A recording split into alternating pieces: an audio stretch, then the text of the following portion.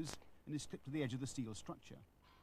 Although it doesn't contribute much to the mass of the building, it takes the full brunt of the wind.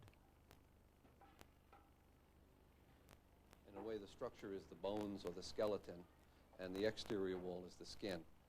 Every single square foot of skin on a tall building has wind pressure on it, which we convert to a static wind pressure, and it's about 40 pounds a square foot. Could be 50, could be 30, it depends upon the height of the building. We get that information from wind tunnel tests.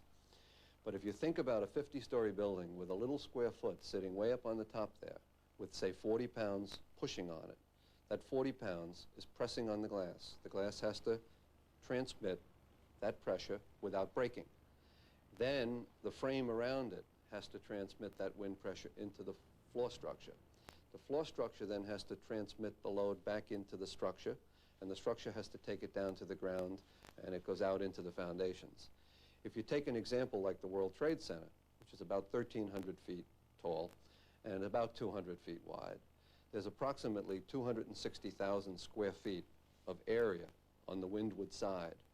And if we use a number of 100 pounds a square foot, that means there's 13,000 tons of force tending to want to push the World Trade Center over and slide it on the ground. That force has to get down into the foundations. And that's what we use to design the buildings. We take the forces from the top and we make sure they get down to the bottom. Well, 13,000 tons is a lot of force. People always talk about an airplane crashing into a building. And in 1944 or 45, a plane did crash into the Empire State Building.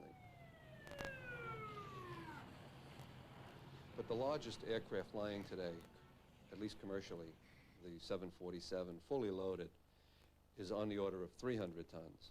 So if you think about a 300-ton element crashing into a building that's been designed to carry 13,000 tons, you can see that an aircraft crashing into the World Trade Center would probably not do anything to the major building. It could affect localized structural elements, could knock out a column, and there could be some damage.